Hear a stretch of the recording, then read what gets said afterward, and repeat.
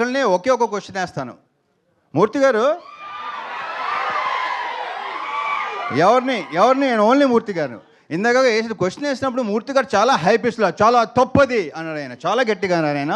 ఒకటి చెప్పండి మూర్తి గారు, బీ ఆనెస్ట్. అడిగినా మీరు అడుగుతారు కదా నన్ను. ఓకే సరే, మిమ్మల్ని ఇబ్బంది పెట్టే క్వశ్చన్ అదే కాదు డెఫినెట్గా 100%. నేను అలా ఇబ్బంది పెట్టినాను ఎవరిని, నేను ఇబ్బంది పడినో ఎవరిని పెట్టను. మూర్తి గారు పెళ్లి తర్వాత అలా చేయడం తప్పు అన్నారు, తప్పే. ఇప్పుడు ఆనెస్ట్గా చెప్పండి, పెళ్ళికి ముందు మీ గర్ల్ ఫ్రెండ్స్ ఉన్నారు లేదా? పెళ్ళికి ముందు ఉన్నారు ఎంతమంది? ఆయన ఉండండి బాబు ఒక నిమిషం.